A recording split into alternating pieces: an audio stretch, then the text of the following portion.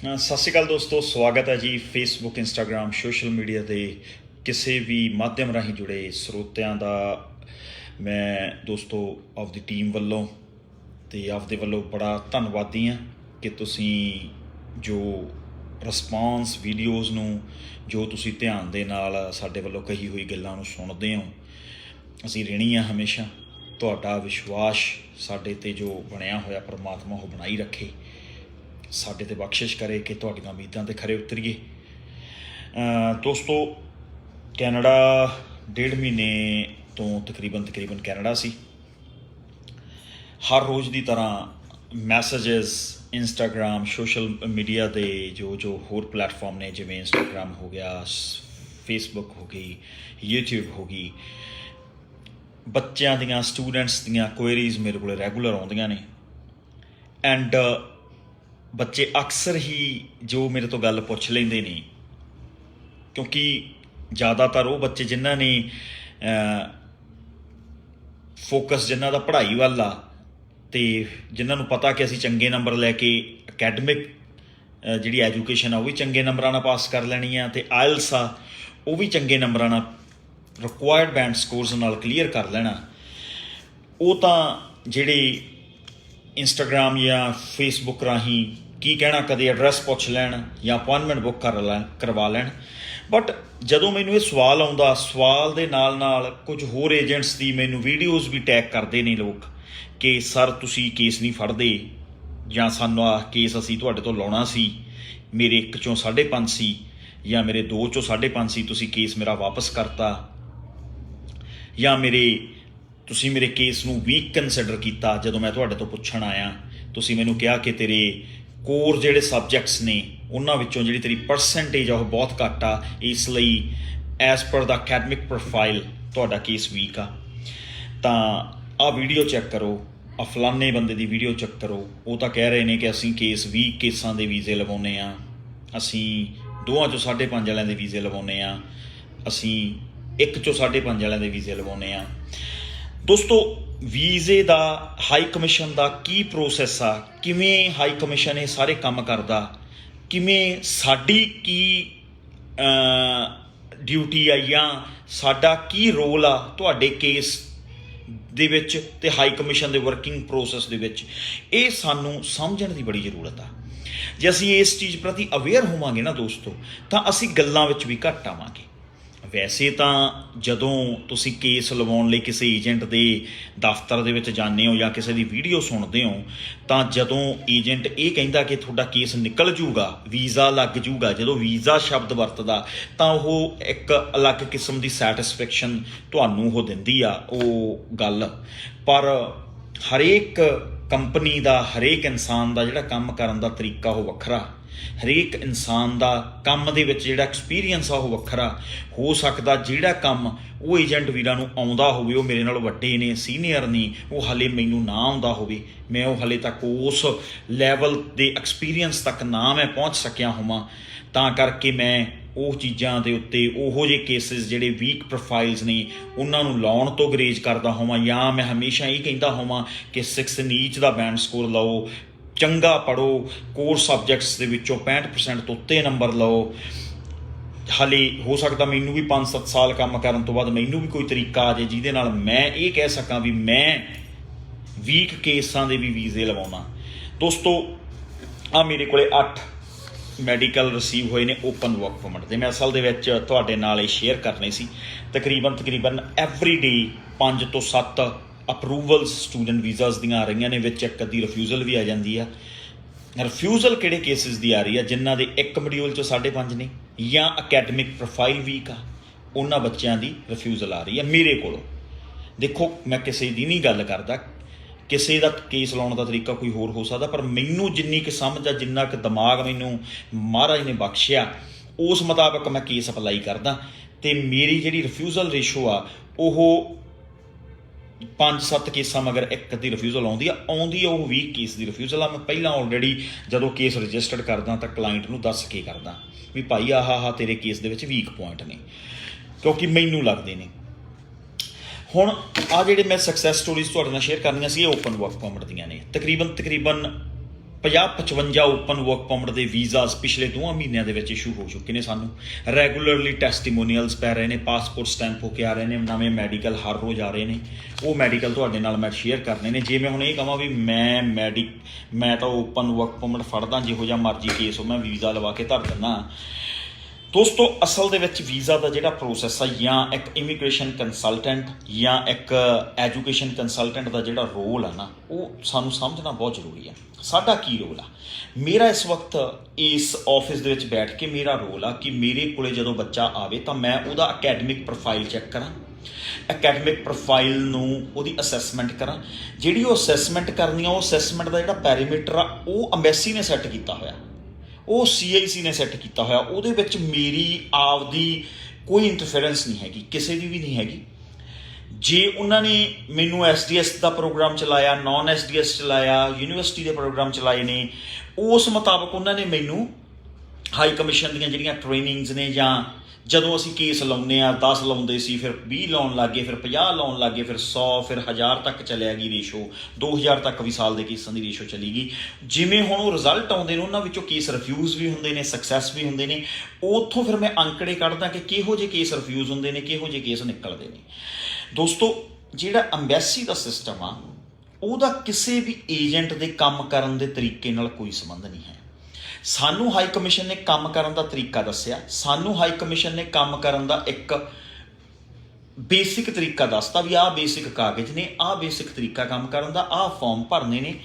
ਉਸ ਤੋਂ ਬਾਅਦ ਜਦੋਂ ਉਹ ਚੀਜ਼ਾਂ ਅਸੀਂ ਕਰਦੇ ਹਾਂ, ਫਿਰ ਉਸ ਤੋਂ ਬਾਅਦ ਅਸੀਂ statement of purpose student visa ਦੇ ਵਿੱਚ ਲਿਖਦੇ ਹਾਂ, ਜਿਹਦੇ ਵਿੱਚ ਅਸੀਂ ਪਰਪਸ ਕਲੀਅਰ ਕਰਦੇ ਹਾਂ ਸਟੂਡੈਂਟ ਦਾ, ਵੀ ਜਿਹੜਾ ਸਟੂਡੈਂਟ ਤੁਹਾਡੇ ਤੋਂ ਕੈਨੇਡਾ ਜਾਣ ਦੇ ਲਈ ਵੀਜ਼ਾ ਮੰਗ ਰਿਹਾ, ਉਹਦਾ ਐਕਚੁਅਲ ਦੇ ਵਿੱਚ ਕੀ ਪਰਪਸ ਆ ਕੈਨੇਡਾ ਜਾ ਕੇ ਪੜ੍ਹਨ ਦਾ। ਜਿਹੜੀ ਪੜ੍ਹਾਈ ਉਹਨੂੰ ਆਸਟ੍ਰੇਲੀਆ ਮਿਲ ਸਕਦੀ ਸੀ, ਇੰਡੀਆ ਮਿਲ ਸਕਦੀ ਸੀ, ਜਾਪਾਨ ਮਿਲ ਸਕਦੀ ਸੀ, ਚਾਈਨਾ ਮਿਲ ਸਕਦੀ ਸੀ, ਜਾਂ ਕਿਸੇ ਹੋਰ ਕੰਟਰੀ 'ਚ ਮਿਲ ਸਕਦੀ ਸੀ, ਉਹਨੇ ਉਹ ਕੈਨੇਡਾ ਹੀ ਕਿਉਂ ਚੂਜ਼ ਕੀਤਾ? ਇਹ ਸਾਰੀਆਂ ਗੱਲਾਂ ਨੂੰ ਆਪਾਂ ਧਿਆਨ ਦੇ ਵਿੱਚ ਰੱਖਦੇ ਹੋਏ ਸਟੇਟਮੈਂਟ ਆਫ ਪਰਪਸ ਕਲੀਅਰ ਕਰਨੀ ਹੁੰਦੀ ਆ। ਹੁਣ ਗੱਲ ਚਲੀ ਗਈ, ਜਦੋਂ ਫਾਈਲ ਸਾਰੀ ਰੈਡੀ ਹੋ ਗਈ, ਫਿਰ ਫਾਈਲ ਨੂੰ ਅਸੀਂ ਬਣਾ ਕੇ ਹਾਈ ਕਮਿਸ਼ਨ ਦੇ ਆਫਿਸਰ ਦੇ ਹੱਥ ਦੇ ਵਿੱਚ ਭੇਜਤਾ। ਹੁਣ ਉਹ ਜੱਜ ਕੋਲੇ ਆ ਫਾਈਲ। ਹੁਣ ਫਾਈਲ ਨੂੰ ਦੇਖ ਕੇ ਇੱਕ ਹਿਊਮਨ ਬ੍ਰੇਨ ਕਿਵੇਂ ਇੰਪ੍ਰੈਸ ਹੁੰਦਾ, ਕਿਵੇਂ ਉਹ ਡਿਸਪੁਆਇੰਟਮੈਂਟ ਆਉਂਦੀ ਆ ਉਹਦੇ ਅੰਦਰ, ਇਹ ਦੱਸਣਾ ਖੇਡ ਨਹੀਂ ਆ। ਕਿਉਂਕਿ ਇੱਕ ਇਨਸਾਨ, ਚਾਹੇ ਉਹ ਕਿਸੇ ਜਗ੍ਹਾ ਤੇ ਬੈਠਾ ਹੋਇਆ ਆਫਿਸਰ ਆ, ਚਾਹੇ ਉਹ ਬਾਹਰ ਰਿਕਸ਼ਾ ਚਲਾਉਣ ਵਾਲਾ, ਚਾਹੇ ਉਹ ਕੋਈ ਦਿਹਾੜੀ ਦੱਪਾ ਕਰਨ ਵਾਲਾ, ਚਾਹੇ ਉਹ ਮੇਰੇ ਵਰਗਾ ਕੋਈ ਬੰਦਾ ਜਿਹਨੇ ਛੋਟਾ ਮੋਟਾ ਕਾਰੋਬਾਰ ਕੀਤਾ, ਹਰੇਕ ਦੇ ਜਿਹੜੇ ਮੂਡ ਸਵਿੰਗਸ ਨੇ ਉਹ ਆਉਂਦੇ ਨੇ ਉਹਨਾਂ ਨੂੰ। ਉਹ ਕਿਸੇ ਵੀ ਤਰੀਕੇ ਦੇ ਨਾਲ ਉਹ ਕਿਵੇਂ ਉਸ ਕੇਸ ਨੂੰ ਪੜ੍ਹ ਰਿਹਾ ਹੋਊਗਾ, ਕਿਵੇਂ ਉਹ ਜੱਜ ਕਰ ਰਿਹਾ ਹੋਊਗਾ ਕੇਸ ਨੂੰ, ਕਿਹੜੇ ਉਹ ਉਸ ਸਿਨੈਰੀਓ ਦੇ ਵਿੱਚ ਬੈਠ ਕੇ ਕੇਸ ਨੂੰ ਜੱਜ ਕਰ ਰਿਹਾ ਹੋਊਗਾ। ਹਾਈ ਕਮਿਸ਼ਨ ਕੋਲੇ ਸਟੂਡੈਂਟਸ ਦਾ ਕਿੰਨਾ ਕੋਟਾ ਹੋਊਗਾ, ਸਟੂਡੈਂਟ ਵੀਜ਼ਾ ਵਾਲੇ ਦਾ ਕਿੰਨਾ ਕੀ ਕਹਿੰਦੇ ਹੁੰਦੇ ਆ, ਕਿੰਨੇ ਕੁ ਉਹਦੇ ਹਜੇ ਤੱਕ ਕੇਸ ਹੋਣਗੇ, ਤੇ ਤੁਹਾਡਾ 10ਵਾਂ ਕੇਸ 11ਵਾਂ ਕੇਸ ਜਾਂ ਉਸ ਤੋਂ ਪਹਿਲਾਂ 10 ਕੇਸ ਉਹਦੇ ਕੋਲੇ ਕਿਸ ਲੈਵਲ ਦੇ ਗਏ ਨੇ। ਕਈ ਚੀਜ਼ਾਂ ਇੱਕ ਆਫਿਸਰ ਦੇ ਰਿਜ਼ਲਟ ਦੇਣ ਦੇ ਤਰੀਕੇ ਨੂੰ, ਜਾਂ ਰਿਜ਼ਲਟ ਤੁਹਾਡੇ ਕੇਸ ਦੇ ਉੱਤੇ ਉਹਦੇ ਵੱਲੋਂ ਬਣਾਏ ਜਾਣ ਵਾਲੇ ਰਿਜ਼ਲਟ ਨੂੰ ਪ੍ਰਭਾਵਿਤ ਕਰ ਸਕਦੀਆਂ ਨੇ। ਸੋ ਜੇ ਮੈਂ ਇਹ ਕਹਿੰਦਾ ਵੀ ਵੀਜ਼ਾ ਮੈਂ ਲਵਾਤਾ, ਇਹ ਅਸਲ ਦੇ ਵਿੱਚ ਇੱਕ ਗਲਤ ਧਾਰਨਾ ਦੋਸਤੋ। ਮੈਂ ਵੀਜ਼ਾ ਲਵਾਉਣ ਵਾਲਾ ਕੋਈ ਨਹੀਂ ਹੁੰਦਾ। ਮੇਰਾ ਕੰਮ ਆ, ਜਿੰਨੀ ਕੁ ਮੈਨੂੰ ਬੁੱਧੀ ਮਹਾਰਾਜ ਨੇ ਬਖਸ਼ੀ ਆ, ਮੈਂ ਉਸ ਮੁਤਾਬਕ ਤੁਹਾਡੇ ਕਾਲਜ ਦੀ ਤੇ ਤੁਹਾਡੇ ਕੋਰਸ ਦੀ ਚੋਣ ਕਰਾਵਾਂ।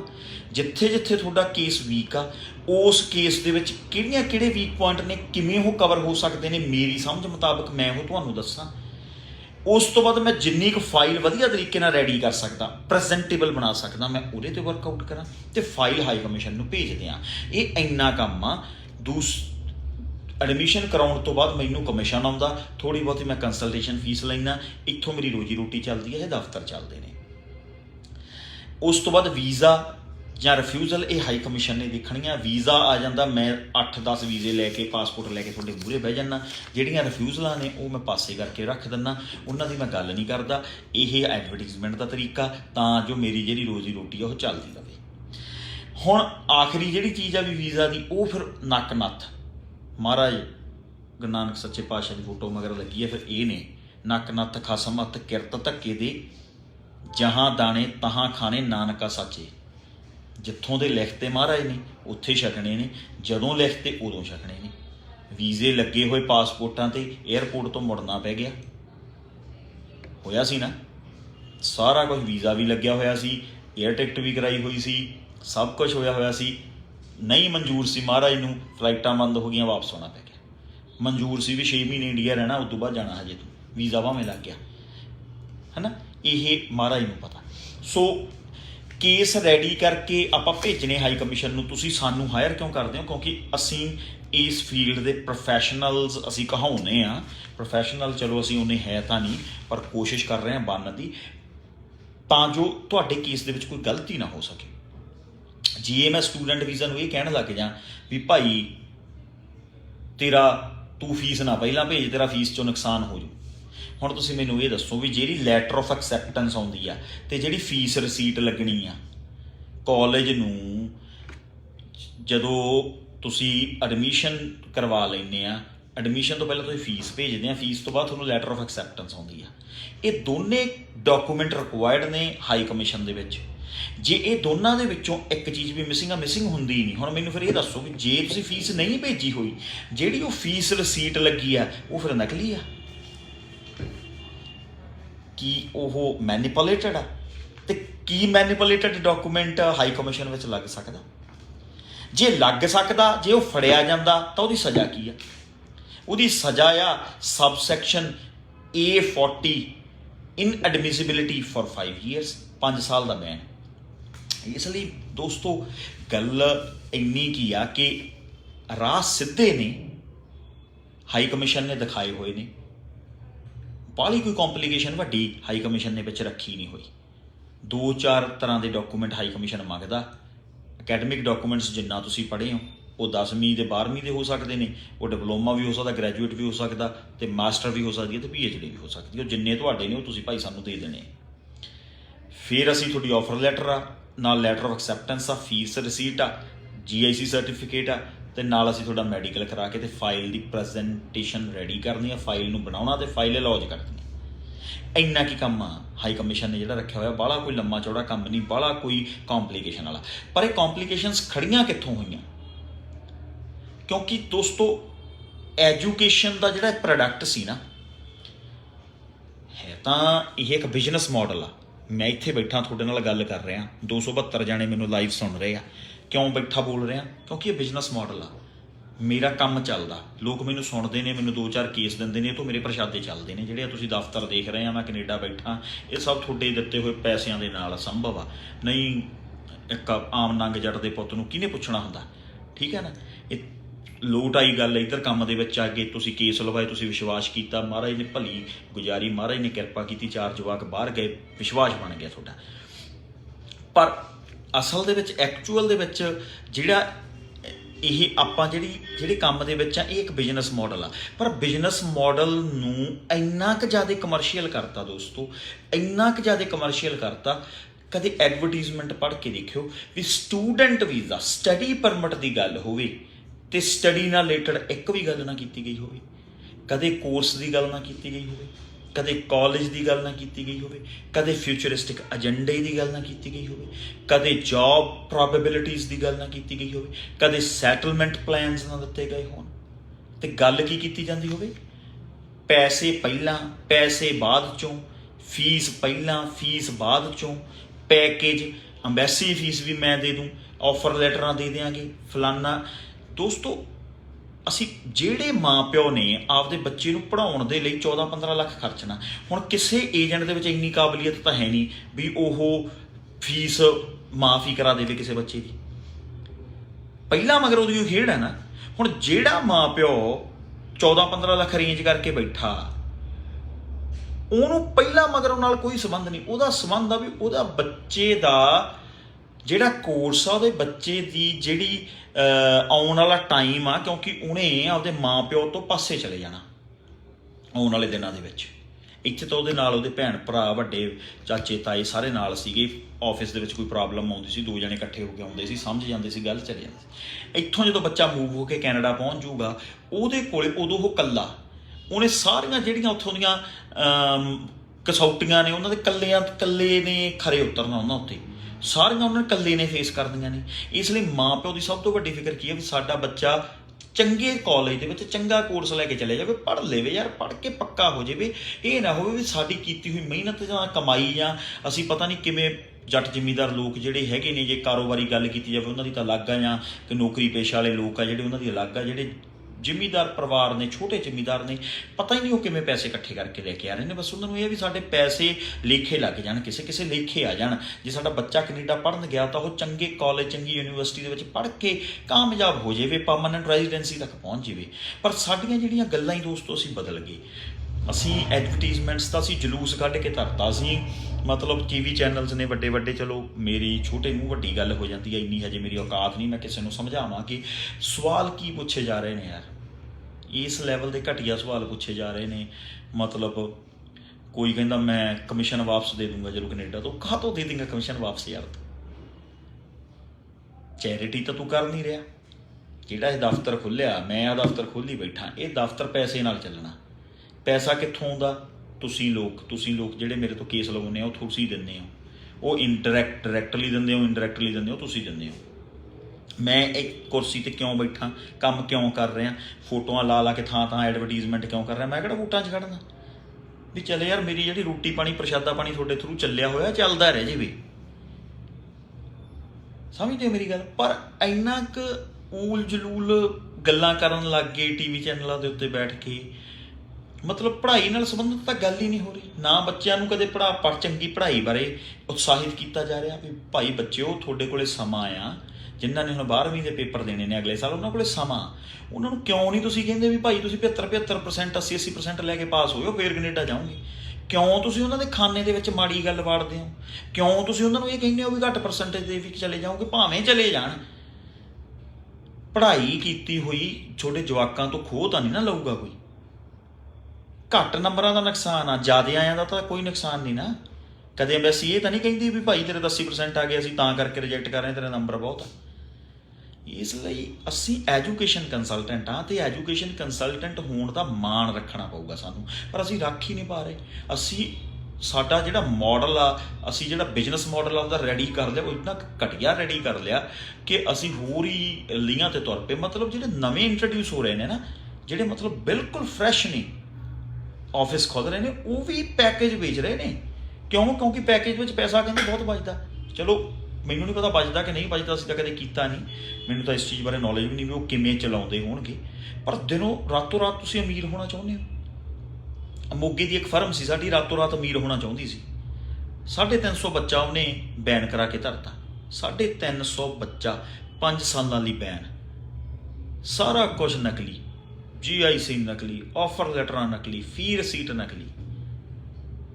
ਹੁਣ ਤੁਸੀਂ ਮੈਨੂੰ ਇਹ ਦੱਸੋ ਵੀ ਕਿਵੇਂ ਉਹ 350 ਬੱਚੇ ਦੇ ਪੈਸਿਆਂ ਦਾ ਵੀ ਖਹਿੜਾ ਛੱਡੋ, ਤੁਸੀਂ ਪੈਸੇ ਤਾਂ ਉਹਨੇ ਭੇਜੇ ਨਹੀਂ। ਉਹ 5 ਸਾਲ ਜਿਹੜੇ ਉਹ ਬੈਨ ਹੋ ਗਏ ਬੱਚੇ, ਉਹਨਾਂ ਦੀ ਭਰਪਾਈ ਕੀ ਆ? ਉਹਦੀ ਕੋਈ ਭਰਪਾਈ ਹੈ? ਹੁਣ ਉਹ ਬੱਚੇ ਦਾਲੇ ਹੋਏ ਫਿਰਦੇ, ਉਹ ਇਕੱਲੇ ਇਮੀਗ੍ਰੇਸ਼ਨ ਕੰਸਲਟੈਂਟ ਦੇ ਕਹਿੰਦੇ ਤੂੰ ਕਰਤਾ ਸਾਨੂੰ। ਜਦੋਂ ਤੁਹਾਡਾ ਇਮੀਗ੍ਰੇਸ਼ਨ ਕੰਸਲਟੈਂਟ ਕਹਿੰਦਾ ਸੀ ਵੀ ਮੈਂ ਤੁਹਾਡੇ ਤੋਂ ਲੈਣਾ ਕੁਛ ਨਹੀਂ, ਤੁਸੀਂ ਕਿਉਂ ਨਹੀਂ ਬਈ ਸਵਾਲ ਪੁੱਛਿਆ ਉਹ ਤੋਂ ਵੀ ਬਾਈ ਫੀਸ ਜਾਂਦੀ ਆ, GIC ਬੱਚੇ ਦੇ ਅਕਾਊਂਟ 'ਚੋਂ ਜਾਂਦਾ, ਤੂੰ ਦੱਸ GIC ਜਦੋਂ ਮੇਰੇ ਅਕਾਊਂਟ 'ਚੋਂ ਜਾਣਾ, ਕੈਂਡੀਡੇਟ ਦੇ ਅਕਾਊਂਟ 'ਚੋਂ ਜਾਣਾ, ਤੂੰ ਕਿਵੇਂ ਭਰ ਰਿਹਾ? ਸਵਾਲ ਤਾਂ ਬਣਦਾ ਨਾ। ਇਹ ਹਾਈ ਕਮਿਸ਼ਨ ਦੀ ਇਹ ਰੂਲਿੰਗ ਆ, ਬੈਂਕ ਦੀ, ਇਹ ਬੈਂਕ ਦੇ ਨੋਰਮਸ ਨੇ ਵੀ ਜਿਹੜੇ ਕੈਂਡੀਡੇਟ ਦੇ GIC ਅਕਾਊਂਟ ਜਿਹੜੇ ਕੈਂਡੀਡੇਟ ਦੇ ਨਾਂ 'ਤੇ ਖੁੱਲ੍ਹਿਆ, ਉਸੇ ਕੈਂਡੀਡੇਟ ਦੇ ਸੇਮ ਅਕਾਊਂਟ ਨੰਬਰ 'ਚੋਂ, ਸੇਮ ਅਕਾਊਂਟ ਡਿਟੇਲਸ ਵਾਲੇ ਅਕਾਊਂਟ ਦੇ ਵਿੱਚੋਂ ਹੀ ਇੰਡੀਅਨ ਅਕਾਊਂਟ ਦੇ ਵਿੱਚੋਂ ਪੈਸੇ ਟਰਾਂਸਫਰ ਹੋ ਸਕਦੇ ਨੇ GIC। ਪਰ ਅਸੀਂ ਨਹੀਂ ਪੁੱਛਿਆ ਸਵਾਲ, ਅਸੀਂ ਲਾਲਚ 'ਚ ਆ ਗਏ। ਅਤੇ ਲਾਲਚ ਫਿਰ ਉਹ ਐਸਾ ਭਾਰੀ ਪਿਆ ਵੀ 250-300 ਬੱਚਾ ਬੈਨ ਹੋ ਜਾਣਾ ਯਾਰ, ਸੁਪਨੇ ਤੇ ਪਾਣੀ ਫਿਰ ਗਿਆ ਉਹਨਾਂ ਦੇ। ਇਸ ਲਈ ਸਿੱਧੇ ਰਾਹ ਨੂੰ ਅਪਣਾਉਣਾ ਬੜਾ ਜ਼ਿਆਦਾ ਜ਼ਰੂਰੀ ਹੈ। ਦੇਖੋ ਮੈਂ ਕਿਸੇ ਨੂੰ ਕੰਡੈਮ ਨਹੀਂ ਕਰਨ ਲਈ ਬੈਠਾ, ਨਾ ਹੀ ਮੇਰੀ ਇੰਨੀ ਔਕਾਤ ਆ ਕਿ ਮੈਂ ਕਿਸੇ ਨੂੰ ਇਹ ਦੱਸ ਸਕਾਂ ਵੀ ਕੰਮ ਕਿਵੇਂ ਕਰਨਾ। ਮੈਂ ਸਿਰਫ ਇੰਨੀ ਬੇਨਤੀ ਤੁਹਾਨੂੰ ਕਰਨੀ ਚਾਹੁੰਦਾ ਵੀ ਜਿਹੜੇ ਐਜੂਕੇਸ਼ਨ ਕੰਸਲਟੈਂਟਸ ਨੇ, ਉਹਨਾਂ ਦਾ ਫਰਜ਼ ਬਣਦਾ ਕਿ ਉਹ ਬੱਚਿਆਂ ਦੇ ਨਾਲ ਕੋਰਸ ਦੇ ਵਿਸ਼ੇ 'ਤੇ ਗੱਲ ਕਰਨ, ਉਹ ਬੱਚਿਆਂ ਨੂੰ ਚੰਗੀ ਸਿਹਤ ਦੇਣ, ਉਹ ਪੜ੍ਹਾਈ ਦੀ ਗੱਲ ਕਰਨ, ਉਹ ਚੰਗਾ ਪੜ੍ਹਨ ਦੀ ਗੱਲ ਕਰਨ। ਉਹ ਜੇ IELTS 6 'ਚ ਮੰਗਿਆ ਤਾਂ 6.5 ਦੀ ਗੱਲ ਕਰਨ, 7 ਦੀ ਗੱਲ ਕਰਨ। ਬੱਚਿਆਂ ਨੂੰ ਇਹਨਾਂ ਦੀ ਪੜ੍ਹਨ ਦੀ ਉਮਰ ਆ। 10ਵੀਂ 12ਵੀਂ ਵਾਲੇ ਬੱਚਿਆਂ ਨੂੰ ਜੇ ਤੁਸੀਂ ਹੋਰ ਹੀ ਚੀਜ਼ਾਂ ਪਰੋਸ ਕੇ ਦਿਓਗੇ ਨਾ, ਤਾਂ ਉਮਰ ਪਹਿਲਾਂ ਹੀ ਇਹ ਜਿਹੀ ਹੁੰਦੀ ਆ, ਪੱਲਾ ਛਡਾਉਂਦੀ ਭੱਜਦੀ ਹੈ, ਰੱਸੇ ਤੜਾਉਂਦੀ ਫਿਰਦੀ ਹੁੰਦੀ ਹੈ ਇਹ ਉਮਰ। ਉਹਨਾਂ ਨੂੰ ਲੱਗਦਾ ਹੁੰਦਾ ਕਿ ਪੜ੍ਹਨ ਦੀ ਲੋੜ ਨਾ ਹੋਵੇ, ਸਾਰਾ ਕੁਝ ਈਜ਼ੀ ਹੋ ਜੇ। ਇਸ ਲਈ ਮੇਰੀ ਬੇਨਤੀ ਹੱਥ ਬੰਨ੍ਹ ਕੇ ਕਿ ਆਪਾਂ ਜ਼ਰੂਰ ਇਸ ਚੀਜ਼ ਵੱਲ ਧਿਆਨ ਦੇਈਏ। ਐਡਵਰਟੀਜ਼ਮੈਂਟ ਦਾ ਜਿਹੜਾ ਸਿਸਟਮ ਆ ਨਾ, ਬਿਜ਼ਨਸ ਮਾਡਲ ਆ, ਉਹਨੂੰ ਚੇਂਜ ਕਰੀਏ। ਇਹ ਐਜੂਕੇਸ਼ਨ ਬੇਸਡ ਪ੍ਰੋਡਕਟ ਆ, ਇਹਨੂੰ ਐਜੂਕੇਸ਼ਨ ਬੇਸਡ ਹੀ ਰਹਿਣ ਦੇਈਏ। ਨਹੀਂ ਤਾਂ ਇਹ ਫਿਰ ਚਲੋ ਗੰਦਲਾ ਹੋ ਜਾਣਾ ਹੈ। ਹਰ ਤਰ੍ਹਾਂ ਦਾ ਕੰਮ ਨਾਲ ਦੀ ਨਾਲ ਚੱਲੀ ਜਾਂਦਾ। ਮਹਾਰਾਜ ਭਲੀ ਕਰਨ, ਸਭ 'ਤੇ ਵੀ ਕਿਰਪਾ ਕਰਨ। ਹੁਣ ਮੈਂ ਤੁਹਾਡੇ ਨਾਲ ਥੋੜ੍ਹਾ ਜਿਹਾ ਓਪਨ ਵਰਕ ਪਰਮਿਟ ਦੀਆਂ ਸਕਸੈਸ ਸਟੋਰੀ ਸ਼ੇਅਰ ਕਰ ਲਾਂ। ਵੀਡੀਓ ਕਾਫੀ ਲੰਬੀ ਚਲੀ ਗਈ ਆ ਅਤੇ ਆਸ ਕਰਦੇ ਹਾਂ ਕਿ ਤੁਸੀਂ ਹਜੇ ਵੀ ਜੁੜੇ ਹੋਏ ਹੋ। 270 ਜਾਣੇ। ਪਹਿਲੇ ਨੰਬਰ 'ਤੇ ਪ੍ਰਦੀਪ ਕੌਰ ਕੁੜੀ ਦਾ ਜੀ ਇਹ ਕੇਸ ਸਾਡੇ ਕੋਲ ਚੱਲਿਆ ਸੀਗਾ। ਇਹਨਾਂ ਦੀ ਜਿਹੜੀ ਫਾਈਲ ਅਪਲਾਈ ਹੋਈ ਸੀ ਦੋਸਤੋ, ਇਹ 8 ਅਕਤੂਬਰ ਵਾਲੇ ਬੱਚਿਆਂ ਦੇ ਰੈਗੂਲਰ ਰਿਜ਼ਲਟ ਆਉਣੇ ਸ਼ੁਰੂ ਹੋ ਗਏ ਨੇ। 8 ਅਕਤੂਬਰ 2020 ਨੂੰ ਇਹਨਾਂ ਦਾ ਸਾਡੇ ਕੋਲ ਫਾਈਲ ਲੌਂਚ ਹੋਈ ਸੀ। ਫਰੈਸ਼ ਕੇਸ, ਰੀਅਪਲਾਈ ਕੇਸ ਸੀ। ਇਹ ਰਿਫਿਊਜ਼ਡ ਸੀ ਪਹਿਲਾਂ ਕਿਤੋਂ, ਫਿਰ ਦੁਬਾਰੇ ਅਸੀਂ ਇਹਨਾਂ ਦਾ ਕੇਸ ਅਪਲਾਈ ਕੀਤਾ ਸੀ। ਮਹਾਰਾਜ ਦੀ ਕਿਰਪਾ ਦੇ ਨਾਲ, ਸੱਚੇ ਪਾਤਸ਼ਾਹ ਦੀ ਮਿਹਰ ਦੇ ਸਦਕਾ ਇਹਨਾਂ ਦਾ ਮੈਡੀਕਲ ਆ ਗਿਆ। ਬਹੁਤ ਜਲਦੀ ਇਹਨਾਂ ਦਾ ਪਾਸਪੋਰਟ ਲਈ ਮੰਗ ਲਿਆ ਜਾਊਗਾ, ਵੀਜ਼ਾ ਸਟੈਂਪ ਹੋ ਕੇ ਸਾਡੇ ਹੱਥ 'ਚ ਆਊਗਾ। ਅਸੀਂ ਫਿਰ ਇਹਨਾਂ ਦਾ ਟੈਸਟੀਮੋਨੀਅਲ ਕਰਾਂਗੇ। ਨਵੰਬਰ 25 ਨੂੰ ਇਹਨਾਂ ਦਾ ਮੈਡੀਕਲ ਸਾਡੇ ਕੋਲ ਪਹੁੰਚ ਗਿਆ। ਤੁਸੀਂ ਡੇਟ ਚੈੱਕ ਕਰ ਸਕਦੇ ਹੋ, ਨਵੰਬਰ 25। ਅਗਲੀ ਮੈਂ ਗੱਲ ਕਰੂੰਗਾ ਜੀ ਅੰਗਰੇਜ਼ ਸਿੰਘ ਹੁਣਾਂ ਦੀ। ਇਹ ਵੀ ਫਰੈਸ਼ ਕੇਸ ਸੀ। ਪਹਿਲੀ ਵਾਰੀ ਹੋਈ ਆਪਣੇ ਕੋਲ ਆਈ ਸੀ, ਪਹਿਲੀ ਵਾਰੀ ਹੋਈ ਕੇਸ ਲੈ ਕੇ ਆਏ ਸੀ ਅਤੇ ਮਹਾਰਾਜ ਨੇ ਕਿਰਪਾ ਕੀਤੀ। ਇਹਨਾਂ ਦੀ ਫਾਈਲ 10 ਅਕਤੂਬਰ ਨੂੰ ਅਸੀਂ ਲੌਂਚ ਕੀਤੀ ਸੀ ਅਤੇ ਨਵੰਬਰ 26 ਨੂੰ 2021 ਨੂੰ ਤਕਰੀਬਨ 1 ਸਾਲ ਦੇ ਵਿੱਚ ਇਹਨਾਂ ਦਾ ਮੈਡੀਕਲ ਇਹਨਾਂ ਦੇ ਹੱਥ ਦੇ ਵਿੱਚ ਆ। ਮਹਾਰਾਜ ਇਹਨਾਂ ਦੇ ਮੈਡੀਕਲ ਦੇ ਵਿੱਚ ਕੋਈ ਰੁਕਾਵਟ ਨਾ ਪਾਵੇ। ਵਧੀਆ ਤਰੀਕੇ ਦੇ ਨਾਲ ਇਹ ਜੋ ਹੁਣ ਤੱਕ ਕੇਸ ਜਿਵੇਂ ਚੱਲਿਆ, ਇਹਨਾਂ ਦੀਆਂ ਉਡੀਕ, ਜੋ ਇਹਨਾਂ ਦੀ ਮਿਹਨਤ ਹੈ, ਉਹਨੂੰ ਰੰਗ ਭਾਗ ਲਾਵੇ ਅਤੇ ਇਹਨਾਂ ਦਾ ਵੀਜ਼ਾ ਜਲਦੀ ਸਟੈਂਪ ਹੋ ਕੇ ਆਵੇ। ਨਵਜੋਤ ਸਿੰਘ ਹੁਣਾਂ ਦਾ ਜਿਹੜੀ ਫਾਈਲ ਲੌਂਚ ਹੋਈ ਸੀ, ਇਹ 14 ਅਕਤੂਬਰ ਨੂੰ ਹੋਈ ਸੀ ਜੀ। ਇਹ ਕੇਸ ਰਿਫਿਊਜ਼ਡ ਹੋ ਕੇ ਆਇਆ ਹੋਇਆ ਸੀ ਦੋਸਤੋ। ਰਿਫਿਊਜ਼ਲ ਸੀ ਇਸ ਕੇਸ ਦੀ। ਜਦੋਂ ਸਾਡੇ ਕੋਲ ਆ ਕੇ ਸਾਨੂੰ ਮਿਲੇ ਨੇ, ਅਸੀਂ 14 ਅਕਤੂਬਰ ਨੂੰ ਇਸ ਕੇਸ ਨੂੰ ਰੀਅਪਲਾਈ ਕਰਤਾ ਸੀ 2020 ਨੂੰ, ਅਤੇ ਨਵੰਬਰ 29 ਨੂੰ ਇਹਨਾਂ ਦਾ ਮੈਡੀਕਲ ਸਾਡੇ ਹੱਥ ਦੇ ਵਿੱਚ ਆ।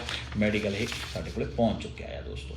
ਤਕਰੀਬਨ 1 ਮਹੀਨੇ ਦੇ ਵਿੱਚ ਇਹ ਇਸੇ ਦਸੰਬਰ ਦੇ ਮਹੀਨੇ ਦੇ ਵਿੱਚ ਇਹ ਸਾਰੇ ਪਾਸਪੋਰਟ ਸਟੈਂਪ ਹੋ ਕੇ ਆਪਣੇ ਹੱਥ ਦੇ ਵਿੱਚ ਹੋਣਗੇ। ਟੈਸਟੀਮੋਨੀਅਲ ਆਪਾਂ ਇਕੱਲੇ ਬੱਚੇ ਦਾ ਰੱਖਾਂਗੇ। ਉਸ ਤੋਂ ਬਾਅਦ ਜਿਹੜੀ ਗੱਲ ਆ ਜੀ, ਫਾਈਲ ਆ ਜੀ ਹਰਵਿੰਦਰ ਸਿੰਘ ਹੁਣਾਂ ਦੀ ਫਾਈਲ ਆ ਜੀ। ਇਹ ਵੀ ਪਹਿਲਾਂ ਰਿਫਿਊਜ਼ਡ ਕੇਸ ਸੀਗਾ ਜੀ, ਅਤੇ ਇਹ 16 ਅਕਤੂਬਰ ਨੂੰ ਅਸੀਂ ਰੀਅਪਲਾਈ ਕੀਤਾ ਸੀ ਇਸ ਕੇਸ ਨੂੰ, ਅਤੇ 3 ਦਸੰਬਰ ਨੂੰ ਸਾਨੂੰ ਇਹਨਾਂ ਦਾ ਮੈਡੀਕਲ ਪ੍ਰਾਪਤ ਹੋ ਗਿਆ ਜੀ। ਮੈਡੀਕਲ ਮਿਲ ਚੁੱਕਿਆ ਆ। ਅਗਲੀ ਫਾਈਲ ਮੈਂ ਜਸਪਿੰਦਰ ਸਿੰਘ ਹੁਣਾਂ ਦੀ ਗੱਲ ਕਰੂੰਗਾ ਜੀ। 16 ਅਕਤੂਬਰ ਨੂੰ ਰੀਅਪਲਾਈ ਹੋਇਆ ਸੀ ਜੀ ਇਹ ਕੇਸ। ਇਹ ਵੀ ਕੇਸ ਰੀਅਪਲਾਈ ਕੇਸ ਸੀ। ਇਸ ਕੇਸ ਨੂੰ ਇਹ ਲੱਗਿਆ ਸੀ, ਇਹ ਵੀ 16 ਅਕਤੂਬਰ ਨੂੰ ਲੱਗਿਆ 2020 ਨੂੰ, ਅਤੇ 3 ਦਸੰਬਰ ਨੂੰ ਸਾਡੇ ਕੋਲੋਂ ਇਹਨਾਂ ਦਾ ਮੈਡੀਕਲ ਮੰਗ ਲਿਆ ਗਿਆ ਦੋਸਤੋ। ਅਗਲਾ ਕੇਸ ਕੁਲਵਿੰਦਰ ਸਿੰਘ ਹਾਂਸਰਾ ਹੁਣਾਂ ਦਾ ਜੀ। ਇਹ ਫਰੈਸ਼ ਕੇਸ ਸੀ, ਫਸਟ ਟਾਈਮ ਅਪਲਾਈ ਹੋਇਆ ਸੀ 12 ਅਕਤੂਬਰ ਨੂੰ, ਅਤੇ 6 ਦਸੰਬਰ ਨੂੰ ਇਹਨਾਂ ਦਾ ਮੈਡੀਕਲ ਸਾਡੇ ਤੋਂ ਮੰਗ ਲਿਆ ਗਿਆ ਦੋਸਤੋ। ਅਗਲੀ ਫਾਈਲ ਆ ਜੀ ਰਾਜੀਵ ਕੁਮਾਰ ਦੀ। ਰਾਜੀਵ ਕੁਮਾਰ ਹੁਣਾਂ ਦਾ ਜਿਹੜੀ ਫਾਈਲ ਆ, ਇਹ ਰੀਅਪਲਾਈ ਸੀ ਜੀ। ਇਹ ਰਿਫਿਊਜ਼ਡ ਹੋ ਕੇ ਕਿਤੋਂ ਆਏ ਸੀ। ਵਾਹਿਗੁਰੂ ਨੇ ਸਾਡੇ 'ਤੇ ਵਿਸ਼ਵਾਸ ਬਣਾਇਆ ਇਹਨਾਂ ਦਾ, ਅਤੇ ਮਹਾਰਾਜ ਦੀ ਕਿਰਪਾ ਦੇ ਨਾਲ ਇਹਨਾਂ ਦਾ ਵਿਸ਼ਵਾਸ ਜਿੱਤ ਗਿਆ ਹੁਣ। ਅਤੇ 15 ਅਕਤੂਬਰ ਨੂੰ ਇਹਨਾਂ ਦੀ ਫਾਈਲ ਲੌਂਚ ਹੋਈ ਸੀ ਪਿਛਲੇ ਸਾਲ, ਅਤੇ 6 ਦਸੰਬਰ ਨੂੰ ਮੈਡੀਕਲ ਇਹਨਾਂ ਦਾ ਮੰਗ ਲਿਆ। ਆਉਣ ਵਾਲੇ ਦਿਨਾਂ ਦੇ ਵਿੱਚ ਇਹਨਾਂ ਦਾ ਪਾਸਪੋਰਟ ਵੀ ਸਟੈਂਪ ਹੋ ਕੇ ਆ ਜਾਊਗਾ। ਅਮਨਦੀਪ ਸਿੰਘ ਹੁਣਾਂ ਦਾ ਜਿਹੜੀ ਫਾਈਲ ਉਹ ਲੌਂਚ ਹੋਈ ਸੀ ਜੀ 17 ਅਕਤੂਬਰ ਨੂੰ। ਫਰੈਸ਼ ਕੇਸ ਸੀਗਾ। 17 ਅਕਤੂਬਰ ਤੋਂ ਬਾਅਦ 7 ਦਸੰਬਰ ਨੂੰ ਇਹਨਾਂ ਦਾ ਮੈਡੀਕਲ ਮੰਗ ਲਿਆ ਗਿਆ ਦੋਸਤੋ। ਜਿਵੇਂ ਹੀ ਇਹਨਾਂ ਦੇ ਪਾਸਪੋਰਟ ਸਟੈਂਪ ਹੋ ਕੇ ਆਉਣਗੇ, ਅਸੀਂ ਇਕੱਲੇ ਬੱਚੇ ਦਾ ਟੈਸਟੀਮੋਨੀਅਲ ਤੁਹਾਡੇ ਨਾਲ ਰੱਖਾਂਗੇ। ਮਤਲਬ ਕਿ ਅਕਤੂਬਰ ਵਾਲੇ ਜਿੰਨੇ ਕੇਸ ਸੀ, ਅਗਸਤ, ਸਪਟੈਂਬਰ, ਅਕਤੂਬਰ, ਇਹਨਾਂ 3 ਮਹੀਨਿਆਂ ਦੇ ਉੱਤੇ ਸਾਰਾ ਫੋਕਸ ਹਾਈ ਕਮਿਸ਼ਨ ਨੇ ਕੀਤਾ ਹੋਇਆ। ਐਜ਼ ਸੂਨ ਐਜ਼ ਪੋਸੀਬਲ ਉਹ ਕੇਸ ਸਾਰੇ ਕੱਢਣ ਵੱਲ ਨੂੰ ਤੁਰੇ ਹੋਏ ਨੇ। ਮਤਲਬ ਰਿਜ਼ਲਟ ਬੜੇ ਪੋਜ਼ੀਟਿਵ ਨੇ। ਸਲੋ ਨੇ ਵੀ, ਦਿਨ ਦੇ ਵਿੱਚ 2 ਮੈਡੀਕਲ ਆਉਂਦੇ ਨੇ, ਰਿਫਿਊਜ਼ਲ ਕੋਈ ਨਹੀਂ ਆ ਰਹੀ। ਮਤਲਬ ਕਿ ਜੇ ਮੈਂ ਪਿਛਲੇ 1 ਮਹੀਨੇ ਦੀ ਗੱਲ ਕਰਾਂ ਤਾਂ ਕੀ ਕਹਿਣਾ, ਜੇ 50 ਵੀਜ਼ੇ ਆਏ ਨੇ ਤਾਂ 1 ਅੱਧੀ ਕੋਈ ਰਿਫਿਊਜ਼ਲ ਆਈ ਹੋਵੇ। ਬਾਸ਼ਰਤ ਕੇਸ ਬੜਾ ਹੀ ਤਰੀਕੇ ਨਾਲ ਅਪਲਾਈ ਹੋਇਆ ਹੋਵੇ। ਹਾਈ ਕਮਿਸ਼ਨ ਦੀਆਂ ਰਿਕੁਆਇਰਮੈਂਟਸ ਨੂੰ ਧਿਆਨ ਦੇ ਵਿੱਚ ਰੱਖ ਕੇ ਫੰਡਸ ਦੇ ਉੱਤੇ ਫੋਕਸ ਕਰਨਾ ਆ। ਫੰਡਸ ਤੁਹਾਡੇ ਜਿਹੜੇ ਹੋਣੇ ਆ, genuineness of your relationship, genuineness of your funds, ਤੁਹਾਡੇ ਜਿਹੜੇ ਸੋਰਸ ਆਫ ਯੂਅਰ ਫੰਡਸ, ਅਤੇ ਉਸ ਤੋਂ ਬਾਅਦ ਉਹਦੇ ਵਿੱਚ ਕਿੰਨੇ ਇੱਕ ਦੂਜੇ ਨੂੰ ਕੰਪਲੀਮੈਂਟ ਕਰਦੇ ਨੇ। ਤੁਹਾਡਾ ਸੋਰਸ, ਤੁਹਾਡੀਆਂ ITRs ਅਤੇ ਤੁਹਾਡੇ ਬੈਂਕ ਦੀਆਂ ਜਿਹੜੀਆਂ ਸਟੇਟਮੈਂਟਸ ਨੇ, ਸਾਰੀਆਂ ਚੀਜ਼ਾਂ ਨੂੰ ਉਹ ਬੜੇ ਹੀ ਸ਼ਾਨਦਾਰ ਤਰੀਕੇ ਨਾਲ ਪ੍ਰੈਜ਼ੈਂਟ ਕਰਦੀਆਂ ਨੇ, ਅਤੇ ਆਉਣ ਵਾਲੇ ਦਿਨਾਂ ਦੇ ਵਿੱਚ ਹੋਰ ਚੰਗੇ ਰਿਜ਼ਲਟ ਆਉਣਗੇ। ਬੜੇ ਵੱਡੇ ਤਾਦਾਦ 'ਤੇ ਮੈਕਰੋ ਗਲੋਬਲ ਯਾਨੀ ਕਿ ਸਾਡੀ ਫਾਈਲ ਹਾਈ ਕਮਿਸ਼ਨ ਦੇ ਵਿੱਚ ਪਈ ਆ। ਕਈ ਸੈਂਕੜੇ ਫਾਈਲਸ ਹਾਈ ਕਮਿਸ਼ਨ ਦੇ ਵਿੱਚ ਪਈਆਂ ਨੇ, ਅਤੇ ਆਉਣ ਵਾਲੇ ਦਿਨਾਂ ਦੇ ਵਿੱਚ ਇਹ ਰਿਜ਼ਲਟ ਧੜਾ ਜੇ ਨਿਕਲ ਕੇ ਆਉਣਗੇ। ਉਮੀਦ ਕਰਦੇ ਹਾਂ ਕਿ ਵਾਹਿਗੁਰੂ ਸਭ ਦੇ ਸੁਪਨੇ ਸਾਕਾਰ ਕਰੂਗਾ। ਜੇ ਤੁਹਾਡੇ ਸੁਪਨੇ ਸਾਕਾਰ ਨੇ, ਸਾਡੇ ਹਾਫ ਦੇ ਆਪ ਹੋ ਰਹੇ ਨੇ, ਪ੍ਰਸ਼ਾਦੇ ਛਕ ਰਹੇ ਹਾਂ ਤੁਹਾਡੇ ਦਿੱਤੇ ਹੋਏ। ਪਰਮਾਤਮਾ ਤੁਹਾਡਾ ਵਿਸ਼ਵਾਸ ਸਾਡੇ 'ਤੇ ਆਈਂ ਬਣਾਈ ਰੱਖੇ, ਕਿਉਂਕਿ ਤੁਹਾਡਾ ਵਿਸ਼ਵਾਸ ਆ ਅਤੇ ਸਾਡੀ ਇਹ ਰੋਜੀ ਰੋਟੀ ਹੈ। ਇੰਨਾ ਕਹਿੰਦਾ ਖਿਮਾ ਦਾ ਜਾਚਕਾਂ ਦੋਸਤੋ। ਧੰਨਵਾਦ।